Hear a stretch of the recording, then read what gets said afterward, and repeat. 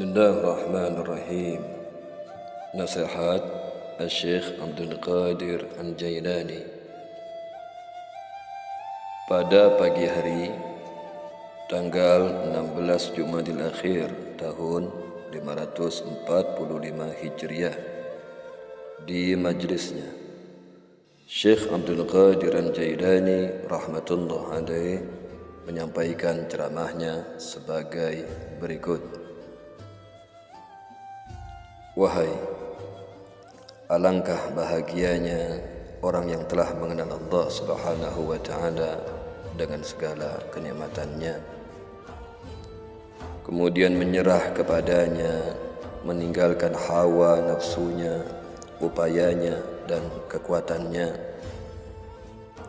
Orang yang berakal sempurna itu tidak membatasi amalnya kepada Allah Subhanahu wa Ta'ala dan tidak mengharap balasan darinya dalam setiap keadaan. Merugi kamu menyembah Allah Subhanahu wa Ta'ala tanpa didasari ilmu, kezuhudanmu juga tanpa dilandasi ilmu. Itu merupakan hijab di balik hijab dan kebencian di balik kebencian. Kamu tidak membedakan yang baik dari yang buruk.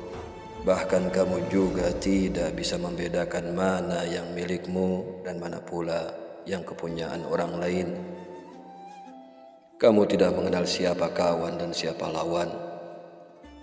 Itu semua karena kebodohanmu terhadap hukum Allah Subhanahu wa Ta'ala, dan karena kamu tidak mau mengabdi kepada guru, yakni guru yang berilmu dan beramal, yang dapat menunjukkanmu kepada Allah Subhanahu wa Ta'ala. Ucapan adalah langkah pertama dan amalan merupakan langkah kedua. Dengan itu kamu akan sampai kepada Allah Subhanahu wa Ta'ala. Sesungguhnya yang akan sampai ke tempat tujuan hanyalah orang yang berilmu serta zuhud terhadap dunia dan meninggalkannya, baik secara lahir maupun secara batin. Adapun orang yang berpura-pura zuhud, ia mengeluarkan dunia hanya dari tangannya, bukan dari hatinya. Tetapi sebaliknya, orang yang bersungguh-sungguh dan benar-benar zuhud, ia akan sanggup mengeluarkan dunia dari hatinya. Mereka zuhud terhadap dunia dengan hati mereka, sehingga kezuhudan itu menjadi watak mereka, baik secara lahir maupun batin. Api watak itu telah memecahkan keinginan mereka sehingga nafsunya menjadi jinak dan jauh dari kejahatannya. Wahai gulam, zuhud itu bukan berupa perbuatan yang dapat kamu lakukan atau barang yang dapat kamu ambil dengan tangan dan kamu lemparkan, tetapi ia merupakan rangkaian dari beberapa sikap. Pertama, kamu menatap dunia sehingga dapat melihat bentuk aslinya sebagai pandangan para nabi, rasul, dan para wali yang senantiasa ada dalam setiap zaman.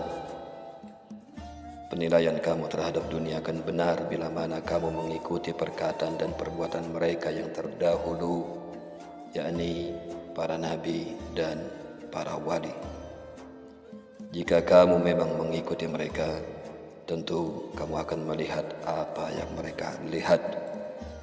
Apabila kamu mengikuti ucapan dan perbuatan mereka dalam keadaan sunyi maupun ramai, dalam ilmu dan amal, dalam bentuk lahir dan makna, maka kamu akan berpuasa sebagaimana puasa mereka, sholat sebagaimana sholat mereka, mengambil sebagaimana mereka mengambil, meninggalkan sebagaimana mereka meninggalkan, dan kamu mencintai mereka.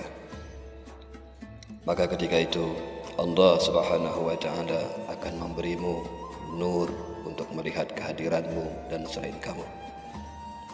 Dengan nur itu kamu akan mengerti cacat celah dirimu dan cacat celah makhluk, sehingga kamu akan mampu zuhud terhadap dirimu dan terhadap sesama makhluk. Jika kamu telah berbuat demikian, maka akan datang pula kepada hatimu cahaya kedekatan atau nurul qurb, sehingga kamu menjadi seorang mukmin sejati, penuh keyakinan mengenal Allah Subhanahu wa taala dan orang-orang yang ma'rifatullah. Kamu akan melihat bentuk dan makna segala sesuatu. Kamu akan melihat dunia sebagaimana penglihatan orang-orang zuhud terdahulu.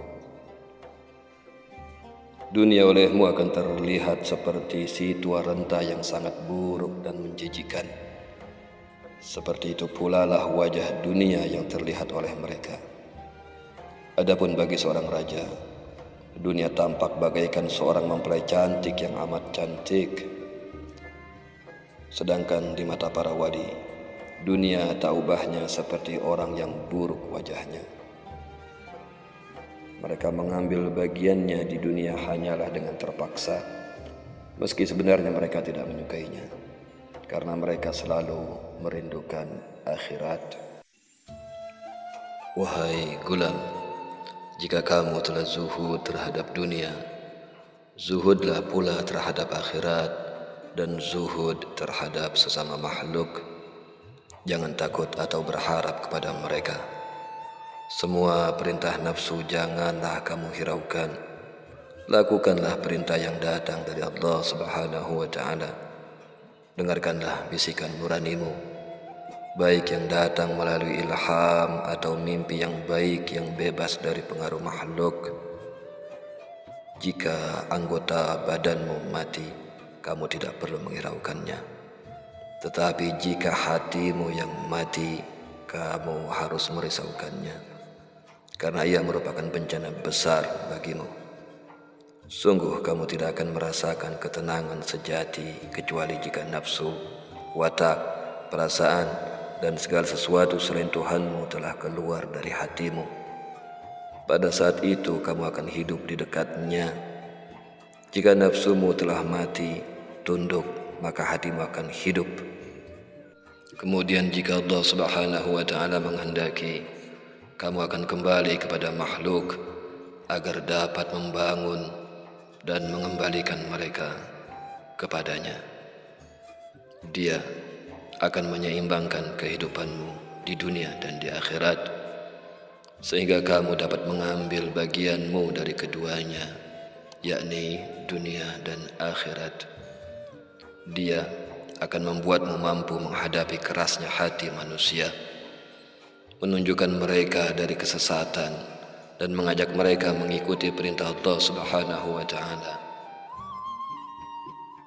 Jika kamu tidak menghendaki demikian, maka kamu cukup di dekatnya dan bebas dari selain Dia. Kamu tidak berharap kepada makhluk setelah mendapatkan Sang Pencipta yang mengadakan sesuatu dari yang tiada. Dialah yang ada sebelum segala sesuatu ada. Dialah yang mengadakan segala sesuatu, dan dialah yang ada setelah segala sesuatu tidak ada. Dosa-dosamu seperti hujan, maka bertaubatlah setiap saat untuk menebusnya.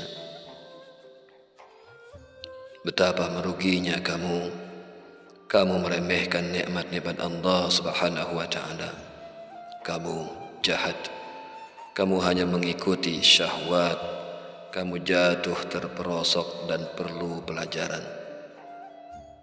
Lihatlah ke kubur, bertanyalah kepada penghuni kubur dengan bahasa iman. Tentu mereka akan menceritakan kepadamu tentang keadaan mereka. Wahai orang-orang munafik, kamu diombang-ambingkan oleh kemunafikanmu. Sebentar lagi kemunafikanmu akan menghantarkanmu ke neraka. Sucikanlah hatimu dari kemunafikan, maka hatimu akan bersih. Hati adalah pemelihara anggota badan.